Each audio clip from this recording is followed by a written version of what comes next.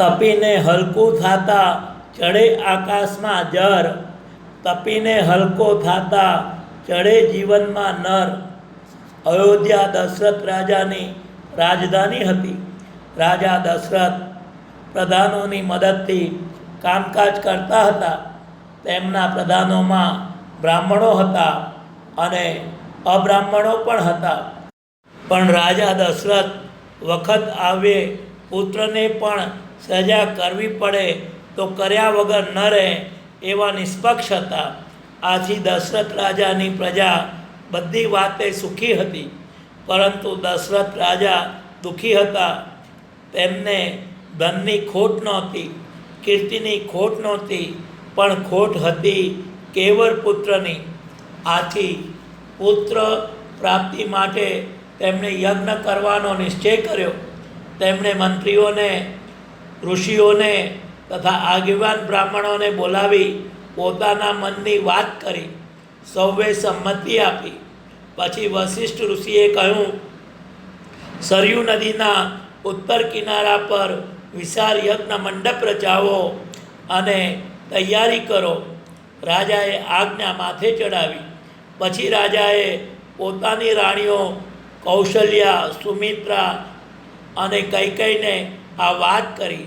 તેઓ પણ એ સાંભળીને ખુશ થયા. અંગ દેશના રાજા રોમપાદ દશરથના મિત્ર હતા. પવિત્ર સંત ઋષ્યશૃંગના પગલાં થતાં રોમપાદના રાજ્યમાં વરસાદ વરસ્યો હતો. તે દુકાળ ફીટ્યો હતો.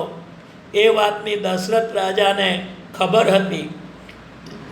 તેથી તેમણે યજ્ઞ કરાવવા માટે ઋષ્યશૃંગને નિમંત્રણ આપવાનો વિચાર કર્યો.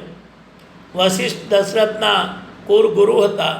તેમણે પણ દશરથના એ વિચારને ટેકો આપ્યો.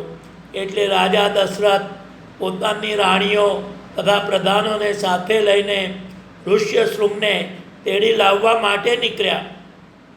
અનેક દિવસોના પ્રવાસ પછી રાજા દશરથ રોમપાદ રાજાના દેશમાં આવી પહોંચ્યા.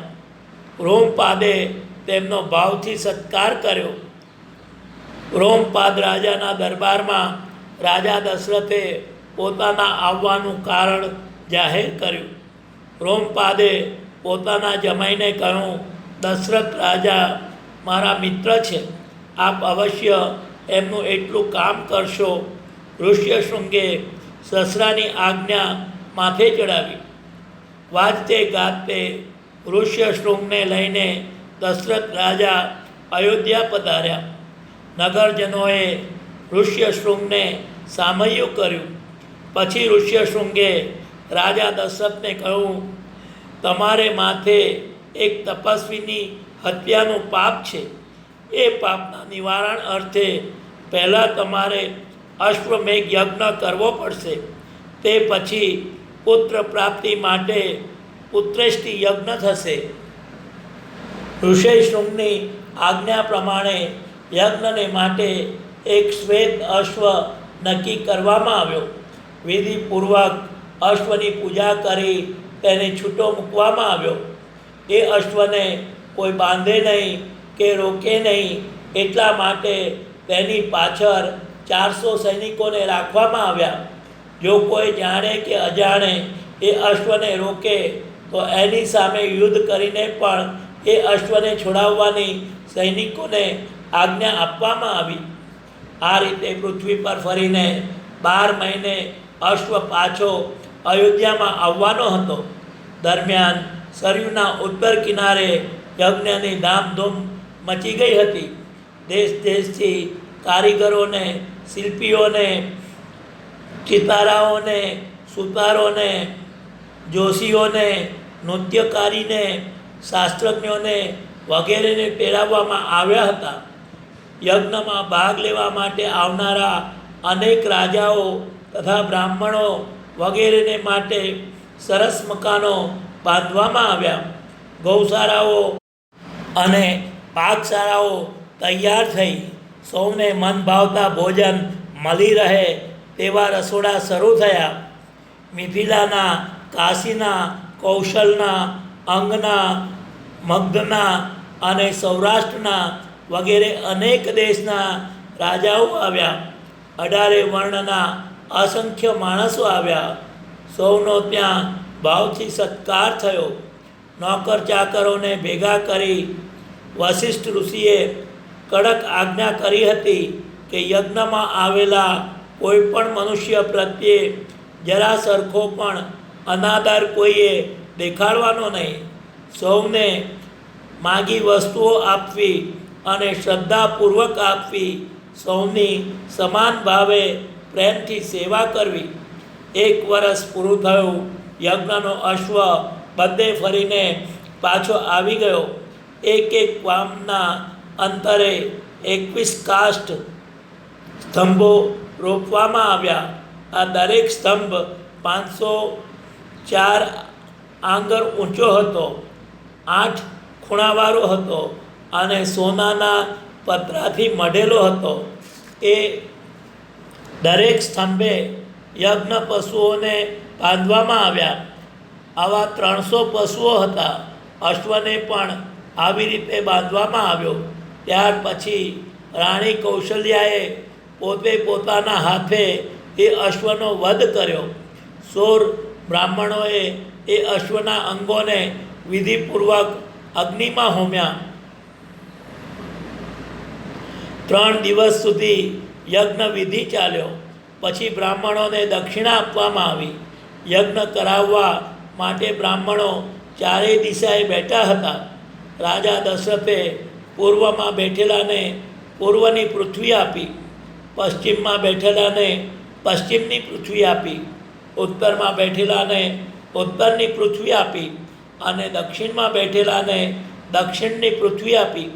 આ પ્રમાણે પોતાના સમસ્ત રાજ્યની પૃથ્વી તેમણે દાનમાં આપી દીધી. ત્યારે બ્રાહ્મણોએ કહ્યું, હે રાજન, આપે અમને પૃથ્વી તો આપી, પણ અમે એનું શું કરીશું? અમને તો અમારું ઝૂંપડું ભલું ને અમારો અભ્યાસ ભલો, માટે આ પૃથ્વી અમને ન ખપે. પણ રાજા દશરથ આપેલું દાન પાછું લે એ બને જ કેમ? તેથી છેવટે બ્રાહ્મણોએ રસ્તો શોધી કાઢ્યો કે આપની તિજોરીમાં અઢળક ધન છે, એ આપીને આ પૃથ્વી અમારી પાસેથી ખરીદી લો. ઋષિઓ અને બ્રાહ્મણોની સલાહ લઈ રાજાએ રત્ન, સુવર્ણ અને ગાયો આપીને પૃથ્વી પાછી લીધી. આ બધું દ્રવ્ય બ્રાહ્મણોએ ઋષ્યશૃંગને અને વશિષ્ઠની આગળ લાવીને ધર્યું. તેમણે એના યોગ્ય ભાગ પાડી આપ્યા. આ પતી ગયા પછી એક ગરીબ બ્રાહ્મણ હું રહી ગયો ની બૂમો પાડતો રાજા દશરથની પાસે આવી ઊભો. દશરથની પાસે હવે કાંઈ રહ્યું નહોતું, પરંતુ બ્રાહ્મણને પાછો કઢાય કેમ? રાજાએ તરત જ પોતાના આભૂષણો ઉતારી એ બ્રાહ્મણના હાથમાં મૂકી દીધા. પછી એકદમ લાંબો થઈ એના પગમાં પડ્યો અને બોલ્યો, ભગવાન દયા કરો. દશરથ રાજાનો આ વિવેક જોઈ બ્રાહ્મણોએ ખરા દિલથી તેમને આશીર્વાદ આપ્યા. આ રીતે અશ્વમેઘ યજ્ઞ પૂરો થયો.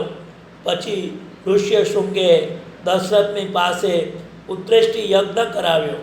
યજ્ઞના અગ્નિમાંથી એક તેજસ્વી પુરુષ પ્રગટ થયો. તેણે લાલ વસ્ત્રો ધારણ કર્યા હતા. તેનું મોં લાલ હતું અને બાકીનું શરીર શ્યામ હતું. મેઘના જેવો તેનો કંઠસ્વર હતો. તેણે 2 હાથ વડે એક સુવર્ણનું પાત્ર પકડ્યું હતું. રાજા દશરથે તેને જોઈ હાથ જોડી પ્રણામ કર્યા. યજ્ઞમાંથી નીકળેલા એ પુરુષે કહ્યું, હે રાજન, આ પાત્રમાંથી ખીર તારી રાણીઓને વહેંચી આપજે, એટલે પુત્ર પ્રાપ્તિની તારી ઈચ્છા પૂરી થશે. દશરથ રાજાએ સન્માનપૂર્વક પાત્ર હાથમાં લીધું અને યજ્ઞ પુરુષની પ્રદક્ષિણા કરી યજ્ઞ પુરુષ યજ્ઞકુંડમાં જ અદૃશ્ય થઈ ગયો. હાથમાં ખીરનું પાત્ર લઈને રાજા રાણી કૌશલ્યાની પાસે ગયો અને અડધી ખીર તેને આપી. બાકીની અડધીના 2 ભાગ કરી એક ભાગ રાણી સુમિત્રાને આપ્યો અને પછી બાકી રહ્યો તે ભાગ કૈકેયીને આપવા જતાં તેને વિચાર આવ્યો કે તેને સુમિત્રાના જેટલો ભાગ આપું તો તેથી સુમિત્રાનું સન્માન સચવાશે નહીં. આમ વિચારી તેમણે વધેલી ખીરના 2 ભાગ કર્યા અને એક કૈકેયીને આપ્યો તથા બાકીની ફરી સુમિત્રાને આપ્યો. વખત જતાં કૌશલ્યાએ રામને, સુમિત્રાએ લક્ષ્મણને અને શત્રુઘ્નને અને કૈકેયીએ ભરતને જન્મ આપ્યો.